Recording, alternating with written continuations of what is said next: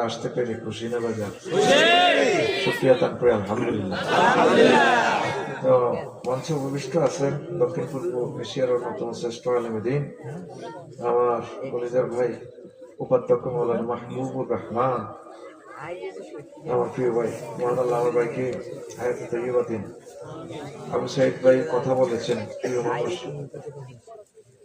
সাবেক এমপি সাহেব এসেছেন, ইসলামী ব্যাংকের সম্মানিত ম্যানেজার সাইফুল্লাহ ভাই আমার প্রিয় বন্ধু আমাকে হাতিয়ে নিয়েছেন, আমার ভাই অনেক আদর আপ্যায়ন করেছেন।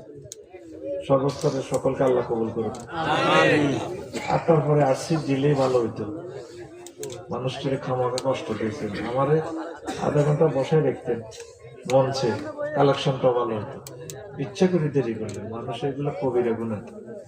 উনি তো কালকে ব্যাংকটা চালাবে, আমরা মাদ্রাসা করবো, পরীক্ষার ডিউটি আছে, হল ডিউটি, বাইও তাই। এই জন্য ওয়াজটা এখন অন্যদিকে চলে যাচ্ছে।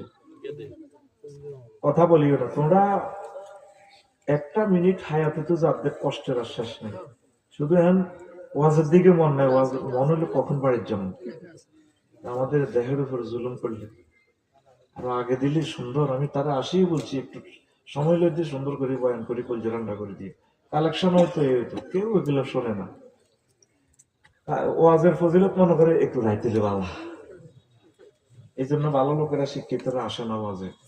কে আসবে এতটা, কে ঘুমারণ যায় আছে না,